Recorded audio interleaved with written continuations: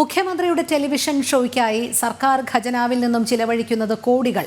പ്രതിവാര ടെലിവിഷൻ പരിപാടി നാം മുന്നോട്ടിനായി 9 വർഷത്തിനിടെ ചിലവഴിച്ചത് 25 കോടിയോളം രൂപ. നിർമ്മാണ ചുമതല നിർവഹിക്കുന്ന പാർട്ടി ചാനലിനും നൽകുന്നത് കോടികൾ. വിവരാവകാശ രേഖ ജനം ടിവിക്ക് പ്രജിത് മോഹനൻ ചേരുന്നു. പ്രജിത്ത്, ഒരു ഭാഗത്ത് കടുത്ത സാമ്പത്തിക പ്രതിസന്ധി, പക്ഷേ അപ്പോഴും സർക്കാരിൻ്റെ PR വർക്കുകൾക്കായി കോടികൾ തന്നെ ചിലവഴിക്കുന്നു എന്നതിൻ്റെ ഉദാഹരണമാകുകയാണ് ഇത്തരത്തിൽ മുഖ്യമന്ത്രിയുടെ പ്രതിവാര ടെലിവിഷൻ പരിപാടിയായ നാം മുന്നോട്ടിനായി കഴിഞ്ഞ 9 വർഷത്തിനിടെ 25 കോടിയോളം രൂപ ചിലവഴിച്ചു എന്നുള്ളത്. മറ്റു വിവരങ്ങൾ എങ്ങനെയാണ്? രോഹിണി, നമ്മൾ പലപ്പോഴായി സർക്കാരിൻ്റെ പലതരം ദൂർത്തുകൾ പുറത്തുവിട്ടിട്ടുണ്ട്. അതിൽ ഏറ്റവും പുതിയ കണക്കാണ് ഇപ്പോൾ ജനം TV നൽകുന്നത്. അതായത് സംസ്ഥാന സർക്കാരിൻ്റെ ഭരണ നേട്ടങ്ങളും വികസന നേട്ടങ്ങളും ജനങ്ങളിലേക്ക് എത്തിക്കാൻ എന്ന പേരിൽ മുഖ്യമന്ത്രി നടത്തുന്ന പ്രതിവാര ടെലിവിഷൻ ഷോയാണ് നാം മുന്നോട്ട് എന്നുള്ളത്. അതിൽ പറയുന്ന അവകാശവാദങ്ങൾ പലപ്പോഴും യാഥാർത്ഥ്യമാണോ എന്നുള്ള ചോദ്യങ്ങൾ പോലും പലപ്പോഴും ഉയർന്നു കേട്ടിട്ടുണ്ട്. എന്തായാലും അത്തരത്തിൽ ഈ പരിപാടിക്ക് വേണ്ടി ചെലവഴിക്കുന്ന പണത്തിൻ്റെ കണക്കുകളും ഞെട്ടിപ്പിക്കുന്നതാണ് എന്ന് പറയേണ്ടിയിരിക്കുന്നു. 2016-17 കാലത്താണ് ഇത്തരത്തിൽ നാം മുന്നോട്ടെന്ന് പറയുന്ന പ്രതിവാര ടെലിവിഷൻ ഷോ ആരംഭിക്കുന്നത്. ഇതിൻ്റെ നിർമ്മാണത്തിന് തന്നെ കോടികളാണ് സർക്കാർ ചെലവഴിച്ചത്. ഇതിൻ്റെ ഒരു കണക്കുകളിലേക്ക് പോവുകയാണെങ്കിൽ 2016-17 കാലയളവ് തൊട്ട് 1,50,000 രൂപ മുതൽ 3,23,000 രൂപ വരെ ചെലവ് ഈ പറയുന്ന ഓരോ ഷോയ്ക്കും ഓരോ എപ്പിസോഡിനും ചെലവ് വരുന്നുണ്ട്. അങ്ങനെ കഴിഞ്ഞ ഒരു 9 സാമ്പത്തിക വർഷത്തിനിടയിൽ സർക്കാർ ചെലവഴിച്ചത് ഏതാണ്ട് 25 കോടി രൂപയോളമാണ്. കൃത്യമായ കണക്ക് പറയുകയാണെങ്കിൽ 24 കോടി 96 ലക്ഷത്തി 26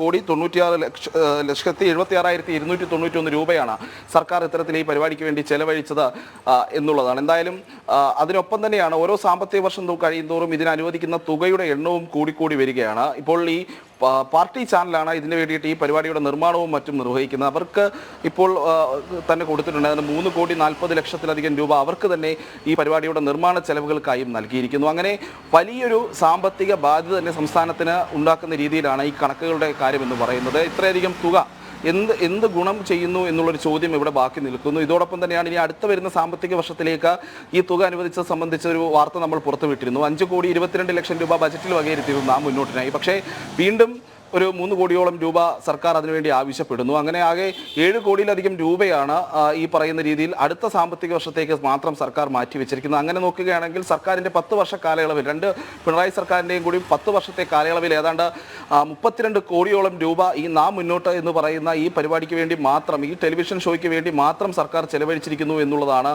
ആ ഘട്ടത്തിൽ എടുത്തു പറയേണ്ട ഏറ്റവും വലിയ കാര്യം. നമ്മുടെ നാട്ടിലെ സാധാരണക്കാർക്ക് ഗുണകരമാകേണ്ട പണമാണ് ഇത്തരത്തിൽ മുഖ്യമന്ത്രിയുടെ ഒരു ടെലിവിഷൻ ഷോയ്ക്ക് വേണ്ടി സർക്കാരിൻ്റെ ഒരു ദൂരത്തിന് വേണ്ടി ചെലവഴിക്കുന്നത് എന്നുള്ളതാണ്. ക്ഷേമ പെൻഷനുകൾ കൃത്യസമയത്ത് വിതരണം ചെയ്യാത്ത സർക്കാരിന്, പല ഈ പറയുന്ന ക്ഷേമനിധി ബോർഡുകളിൽ നിന്നുള്ള പെൻഷനുകൾ വിതരണം ചെയ്യാത്ത സർക്കാരിന്, കൃത്യമായി ജീവനക്കാരുടെ DA അടക്കമുള്ള കാര്യങ്ങൾ നൽകാത്ത സർക്കാരിന്, ശമ്പള വർധന കുടിശ്ശിക പോലും നൽകാത്ത സർക്കാരിന് ഇത്രയധികം തുക ചെലവഴിക്കാൻ കഴിയുന്നു എന്നുള്ളതാണ് എടുത്തു പറയേണ്ടത്. നേരത്തെ തന്നെ സർക്കാരിൻ്റെ പല പദ്ധതികളുമായി ബന്ധപ്പെട്ട മുഖ്യമന്ത്രിയുടെയും മന്ത്രിമാരുടെയും ഒക്കെ ഹോർഡിങ്ങുകൾ സ്ഥാപിക്കാൻ, നവകേരള സദസ്സിന് വേണ്ടി ഇങ്ങനെ നിരവധി പരസ്യ ദൂർത്തുകളെ പറ്റി നമ്മൾ വാർത്തകൾ പുറത്തുവിട്ടിരുന്നു. ആ കണക്കിലേക്കാണ് ഈ പറയുന്ന 10 വർഷത്തിനിടെ ഒരു 32 കോടി രൂപ മുഖ്യമന്ത്രിയുടെ ഒരു ടെലിവിഷൻ ഷോയ്ക്ക് വേണ്ടി മാത്രം ചെലവഴിച്ചെന്ന കണക്കും ജനം TV പുറത്തുവിടുന്നത്. രോഹിണി, അതെ, പ്രജിത്ത് നേരത്തെ പറഞ്ഞതുപോലെ തന്നെയാണ് പൊതുസമൂഹത്തിന് എന്തു ഗുണമുണ്ടാകുന്നു ഇതിൽ നിന്ന് എന്ന് ചോദിച്ചാൽ ഒന്നുമില്ല എന്നുള്ളത് തന്നെയാണ് ഉത്തരം. കുറച്ചു പേർ കൂടിയിരുന്ന് ഇങ്ങനെ സർക്കാരിനെ പുകഴ്ത്തുന്നു, മുഖ്യമന്ത്രിയെ പുകഴ്ത്തുന്നു എന്നുള്ളതാണ് വസ്തുത. അതിനാണ് ഇത്തരത്തിൽ സർക്കാർ ഖജനാവിൽ നിന്ന് കോടികൾ ചിലവഴിക്കുന്നത് എന്നുള്ളതാണ്. പലപ്പോഴും മുണ്ടുമുറുക്കി ഉടുക്കാൻ സാധാരണക്കാരോട് പറയുന്ന ഈ സർക്കാരാണ് അവരുടെ PR വർക്കുകൾക്കായി കോടികൾ ചിലവഴിക്കുന്നത് എന്നുള്ളതാണ് ഏറെ പരിഹാസ്യമായ കാര്യവും. അങ്ങനെയാണ്. കാരണം ഈ നടന്നുകൊണ്ടിരിക്കുന്ന സാമ്പത്തിക വർഷത്തിൻ്റെ അവസാനത്തിലേക്ക് എത്തുകയാണ്. ഇതിന് ദിവസങ്ങൾക്ക് മുൻപാണ് സംസ്ഥാന സർക്കാർ വീണ്ടും ഒരു സാമ്പത്തിക ചെലവ് നിയന്ത്രണ നിർദ്ദേശം നൽകിയത് എന്നുള്ളത് നമ്മൾ ഓർക്കേണ്ടതുണ്ട്. ആ നിർദ്ദേശത്തിൽ വാഹനങ്ങൾ ഉപയോഗിക്കുന്നതിന് നിയന്ത്രണങ്ങളുണ്ട്. വിവിധ പദ്ധതികൾ, പ്രത്യേകിച്ച് വകുപ്പുകളിൽ ദീർഘകാലമായി തുടർന്നുകൊണ്ടിരിക്കുന്ന പല പദ്ധതികളും നിർത്തലാക്കാൻ കഴിയുമെങ്കിൽ അത് നിർത്തലാക്കാനുള്ള നിർദ്ദേശമുണ്ട്. അതോടൊപ്പം വലിയ വിവാദമായ നിയമന നിയന്ത്രണ പരാമർശം പോലും അതിൽ നിന്നുണ്ടായിരുന്നു. പ്രത്യേകിച്ച് ഈ ഓഫീസ് സംവിധാനമുള്ള ഓഫീസുകളിൽ ഓഫീസ് അറ്റൻഡന്റ്, അതുപോലെ തന്നെ ടൈപ്പിസ്റ്റ് തുടങ്ങിയിട്ടുള്ള തസ്തികകളിൽ ആളുകളെ എടുക്കേണ്ട എന്നുള്ള തരത്തിലുള്ള ഒരു നിർദ്ദേശം നൽകിയിരുന്നു. ഇനി അത്യാവശ്യത്തിൽ എടുക്കുകയാണെങ്കിൽ അത് കരാർ നിയമനം മാത്രം മതി. ഇപ്പോൾ ശ്രീമതി മേരി ജോർജ് ചൂണ്ടിക്കാട്ടിയതുപോലെ തന്നെയാണ് സാധാരണക്കാരിലും സാധാരണക്കാരായവരെ പിച്ചച്ചട്ടിയിൽ നിന്ന് നാണയത്തുട്ടുകൾ കൈക്കലാക്കുക, അല്ലെങ്കിൽ അവർക്ക് നൽകാതിരിക്കുക, എന്നിട്ട് കോടിക്കണക്കിന് രൂപ ഇത്തരത്തിലുള്ള ധൂർത്തിന് വേണ്ടി ചിലവഴിക്കുക? ആർക്കാണ് ഇതുകൊണ്ട് നേട്ടം എന്ന് ചോദിച്ചാൽ അതിന് ഉത്തരവുമില്ല. അനാവശ്യമായി സർക്കാരിനെ പുകഴ്ത്തുക, അനാവശ്യമായി മുഖ്യമന്ത്രിയെ പുകഴ്ത്തുക, ഇത്തരത്തിലുള്ള കാര്യങ്ങൾ മാത്രമാണ് ഈ പാർട്ടി പരിപാടിയിലൂടെ നടക്കുന്നത്. പക്ഷേ വലിയ രീതിയിൽ പൊതുസമൂഹം ഇതൊക്കെ വിലയിരുത്തുന്നുണ്ട്, അമർഷം ഉണ്ട് എന്നുള്ളത് തന്നെയാണ് നമുക്കും മനസ്സിലാക്കാൻ കഴിയുന്നത്. കാരണം ഈ ധൂർത്ത് ഇങ്ങനെ തുടർന്നാൽ കേരളം ഇപ്പോൾ തന്നെ കടക്കണിയിലാണ്. ഇനി തുടർന്നും ഇത് വലിയൊരു സാമ്പത്തിക പ്രതിസന്ധിയിലേക്ക് പോകുമെന്ന് മാത്രമല്ല, സാധാരണ ദൈനംദിന പ്രവൃത്തികൾക്ക് പോലും സർക്കാരിൻ്റെ കയ്യിൽ പണമില്ലാത്ത ഒരു സാഹചര്യത്തിലേക്ക് ഇപ്പോൾ തന്നെ എത്തിച്ചേർന്നിട്ടുണ്ട്. ഇനിയിപ്പോൾ അതിലും കൂടുതൽ ഒരു സാമ്പത്തിക പ്രതിസന്ധിയിലേക്ക് തന്നെ കാര്യങ്ങൾ കൊണ്ടുചെന്നെത്തിക്കും എന്നല്ലേ മനസ്സിലാക്കേണ്ടത്. ഇപ്പോഴും ധനവിനിയോഗത്തിൽ യാതൊരു അച്ചടക്കവുമില്ലാത്ത ഈ പ്രവൃത്തികളിലൂടെ സൂചിപ്പിക്കുന്നത്.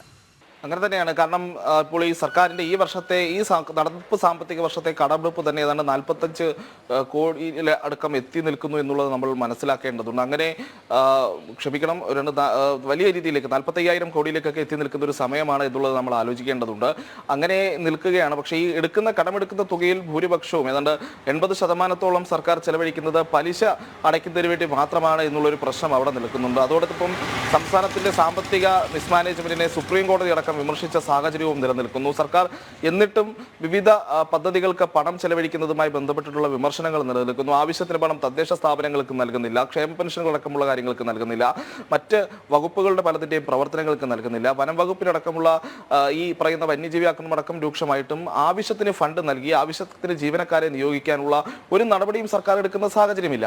അപ്പോഴാണ് സർക്കാരിൻ്റെ ധൂർത്ത് വീണ്ടും ഒരു കുറവുമില്ലാതെ മുന്നോട്ട് പോകുന്നത് നമ്മൾ പലപ്പോഴായി വാർത്ത നൽകിയത്. ഇപ്പോൾ ഡൽഹിയിലെ പ്രത്യേക പ്രതിനിധിയായിട്ടുള്ള KV തോമസിന് യാത്രാബദ്ധ ലക്ഷങ്ങളാക്കി നൽകിയത്, മുഖ്യമന്ത്രിയുടെയും മന്ത്രിമാരുടെയും ഒക്കെ പേഴ്സണൽ സ്റ്റാഫുകൾക്ക് TA അധികമായി അനുവദിച്ചത്, അങ്ങനെ ഒപ്പം തന്നെ ഈ PSC അംഗങ്ങളുടെയൊക്കെ ശമ്പള വർധനവ്, അധിക PSC അംഗങ്ങളുടെ എണ്ണത്തിലെ ബാഹുല്യം, ഒപ്പം സർക്കാരിൻ്റെ മുഖ്യമന്ത്രിയുടെ യാത്രകൾക്കായി എടുത്തിട്ടുള്ള ഹെലികോപ്റ്ററിന് പണം അനുവദിച്ചത്, അങ്ങനെ ഒരു വശത്തുകൂടി ധൂർത്ത് നല്ല രീതിയിൽ നടന്നുകൊണ്ടിരിക്കുന്നു. അവിടെ വീണ്ടും സാധാരണക്കാരായ ജനങ്ങളുടെ, അതായത് നമ്മൾ സാധാരണക്കാരെന്ന് പറയുമ്പോൾ തദ്ദേശ സ്വയംഭരണ സ്ഥാപനങ്ങളാണ് സാധാരണഗതിയിൽ അല്ലെങ്കിൽ താഴെത്തട്ടിലുള്ള പ്രവർത്തനങ്ങൾ, താഴെത്തട്ടിലുള്ള വികസന പ്രവർത്തനങ്ങൾ, ജനങ്ങളുടെ പലതരത്തിലുള്ള പാലിയേറ്റീവ് കെയർ പോലെയുള്ള ജനക്ഷേമ പ്രവർത്തനങ്ങൾക്ക് നേതൃത്വം നൽകേണ്ടത്. കൃത്യമായ ഫണ്ട് ഇവർക്ക് നൽകാതെ സർക്കാർ നിലനിൽക്കുന്നു. അതോടൊപ്പം ഇപ്പോൾ സർക്കാരിൻ്റെ ഈ ടെലിവിഷൻ ഷോ പോലെ തന്നെ സർക്കാരിൻ്റെ ചില പരിപാടികൾ വരികയാണ്. ഈ മാലിന്യമുക്ത നവകേരളം പ്രഖ്യാപനവുമായി ബന്ധപ്പെട്ട് തദ്ദേശ സ്ഥാപനങ്ങളുടെ ഫണ്ടുകളിൽ നിന്ന് ലക്ഷങ്ങൾ ചെലവഴിക്കാനുള്ള നിർദ്ദേശം നൽകിയിരിക്കുന്നു. അതോടൊപ്പം വൃത്തി കോൺക്ലേവുമായി ബന്ധപ്പെട്ട് ഏതാണ്ട് 8 കോടി രൂപ സംസ്ഥാനത്തെ 1200 തദ്ദേശ സ്ഥാപനങ്ങളിൽ നിന്ന് സർക്കാർ അവരുടെ തനത് ഫണ്ടിൽ നിന്നും പ്ലാൻ ഫണ്ടിൽ നിന്നും ഒക്കെ പിടിച്ചു വാങ്ങുന്ന സാഹചര്യവുമുണ്ട്. അങ്ങനെ ഒരു വലിയ വിമർശനം ഏറ്റുവാങ്ങിക്കൊണ്ടിരിക്കുമ്പോഴാണ് വീണ്ടും ഈ സർക്കാരിന്റെ ഇത്തരത്തിലുള്ള ധൂർത്തുകളുടെ കണക്കുകൾ ജനം TV പിന്നെയും പുറത്തുവിടുന്നത്. അതെ, സർക്കാരിന്റെ ധൂർത്തിന് ഒരു കുറവുമില്ല എന്നുള്ളത് തന്നെയാണ്. മുഖ്യമന്ത്രിയുടെ ടെലിവിഷൻ ഷോയ്ക്കായി സർക്കാർ ഖജനാവിൽ നിന്നും ചിലവഴിക്കുന്നത് 25 കോടിയിലധികം തുകയാണ്. അടുത്ത സാമ്പത്തിക വർഷത്തേക്ക് 7 കോടിയോളം അനുവദിച്ചിട്ടുണ്ട് എന്നുള്ളതും വിവരാവകാശ രേഖകൾ വ്യക്തമാക്കുന്നു. മറ്റു വാർത്തകളിലേക്ക് എത്താം ഇടവേളയ്ക്ക് ശേഷം.